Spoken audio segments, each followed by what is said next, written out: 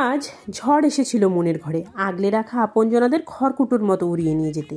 রাধে রাধে, মেঘার চিলেকোঠা সকলকে স্বাগত। মনের ঘরে ঝড় উঠলে সব কিছুই এলোমেলো লাগে, তাই না? আর এই ঝড় তুফানের মাঝে রান্না করা তো দূরের কথা, কোনো কাজই যেন করতে ভালো লাগে না। কিন্তু খাওয়ার সময় হলে যে পেটে টান পড়বে, সেই কথা ভেবেই রান্নাঘরে চলে এলাম। এসে দেখি আজ রুই মাছ এসেছে বাজার থেকে। ভেবে দেখলাম ঝাল ঝোল বাটাবুটি আজ আমার কম্বো নয়, তাই সহজে যা হয় তাই রান্না করব। যেমনি ভাবা তেমনি কাজ। মাছগুলো ধুয়ে নুন হলুদ মেখে হালকা করে ভেজে তুলে রেখে দিয়ে দুটো পেঁয়াজ, দুটো টমেটো, 7-8টা কাঁচা লঙ্কা আর ধনেপাতা সব কেটে কুটে একটা প্লেটে নিয়ে নিলাম।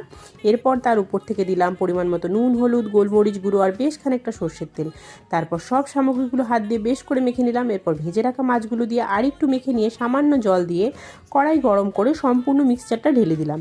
আমি কটা ভেজে রাখা চিংড়ি মাছও এর সাথে মিশিয়েছি, বেশ লাগে খেতে।